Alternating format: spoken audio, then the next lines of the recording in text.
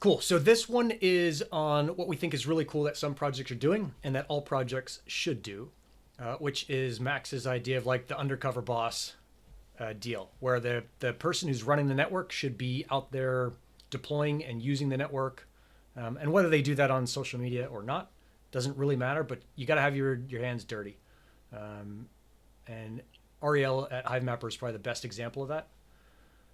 Max, but Yeah, I yeah, mean, I follow him on Twitter, and he's always posting his pictures of him driving around. I think he spent like Thanksgiving driving from San Francisco down to like Southern California, hive mapping the entire way.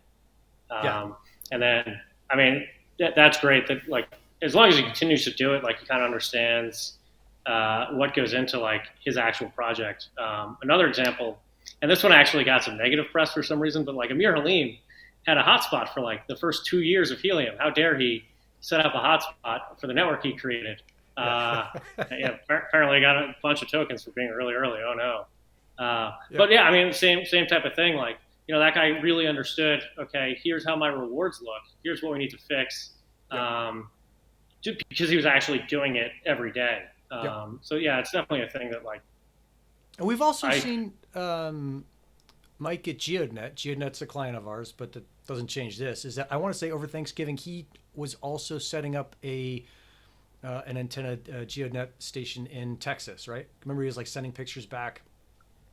Oh yeah, actually, for the first like month that we were working with him, I thought that he just lived in Texas because he was, He's out there doing it. taking all the calls from Texas. Yeah. Yep. So I think Um, it's not the only perfect indicator, but it's a great indicator that a project is serious about it.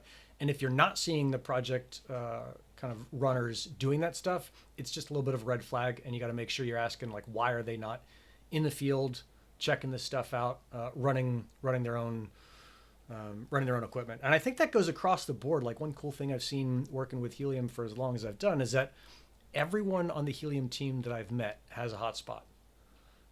And they're everyone so far is well, almost everyone. I know you've got a couple a couple of folks who don't have them and haven't set them up, but everyone on the hired team that I've met has a hotspot and is at least kind of running it and using it. So kind of a cool marker for a project and something if you are a project that you should be doing as well.